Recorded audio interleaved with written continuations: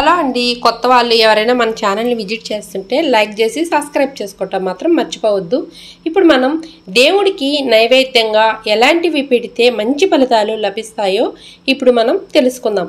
మనం దేవాలయాల్లోకి వెళ్ళేటప్పుడు ఖాళీ చేతులతో వెళ్తే మన పనులు జరగవని కొంతమంది చెబుతూ ఉంటారు.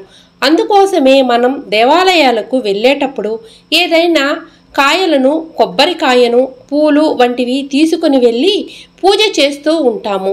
ఎటువంటివి పండ్లుని తీసుకువెళ్ళి నైవేద్యంగా అందిస్తే ఎలాంటి ఫలితం లభిస్తుందో ఇప్పుడు ఒకసారి చూద్దాం. మొదటిగా అరటిపండు తీసుకొని వెళ్తే ఏ ప్రతిఫలం లభిస్తుందో ఇప్పుడు మనం తెలుసుకుందాం.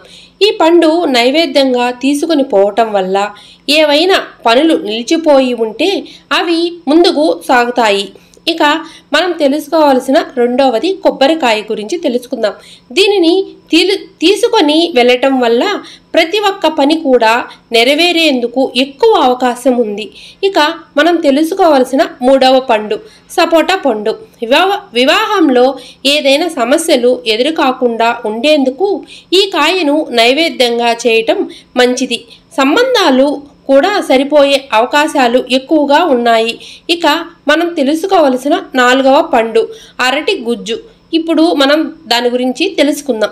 ఎక్కడైనా రావలసిన సొమ్ము, అప్పు రాకపోయినా, ఏదైనా వివాహ సమస్యల్లో డబ్బులు అందకపోయినా అరటి గుజ్జును నైవేద్యంగా స్వామికి తీసుకుని వెళ్ళే ఎటువంటి ఆటంకాలు ఉండవు.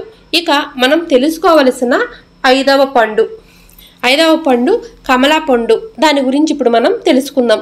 ఎన్నో సంవత్సరాలుగా నిలిచిపోయిన పనులు కూడా నెరవేరుతాయి.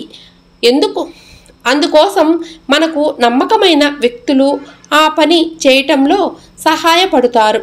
ఇక మనం తెలుసుకోవలసిన ఆరవ పండు మామిడికాయ గురించి ఇప్పుడు మనం ఏ ప్రతిఫలాలు పొందగలమో ఇప్పుడు మనం తెలుసుకుందాం.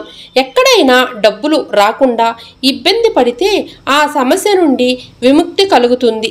వినాయకుడికి ఆ పండును సమర్పిస్తే ఇంటి నిర్మాణ సమస్యలు తీరుతాయి. ఇక మనం తెలుసుకోవాల్సిన ఏడవ పండు గురించి ఇప్పుడు మనం తెలుసుకుందాం. అంజూరపు పండు. దాని గురించి ఇప్పుడు మనం తెలుసుకుందాం.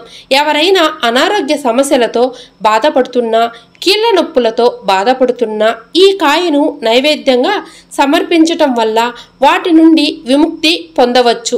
ఇక మనం తెలుసుకోవలసిన ఎనిమిదవ పండు గురించి తెలుసుకుందాం. ద్రాక్ష పండ్లు. ఇప్పుడు వీటిని నైవేద్యంగా పెడితే ఏ ప్రతిఫలం వస్తుందో తెలుసుకుందాం. వీటిని దానం చేస్తే పక్షవాతంతో బాధపడుతున్న రోగులకు తొందరగా నయమవుతాది. ఇక ఇంత సుఖ సంతోషాలు కూడా కలుగుతాయి. ఇక మనం తెలుసుకోవలసిన తొమ్మిదవ పండు జామ పండు గురించి ఏ ప్రతిఫలాలు పొందగలమో ఇప్పుడు మనం తెలుసుకుందాం. ఈ కాయ నైవేద్యంగా పెడితే సమాజంలో పేరు పలుకుబడి పెరుగుతుంది. ఇక ఇంటిల్లపాది ఎటువంటి అనారోగ్య సమస్యలు ఉండవట.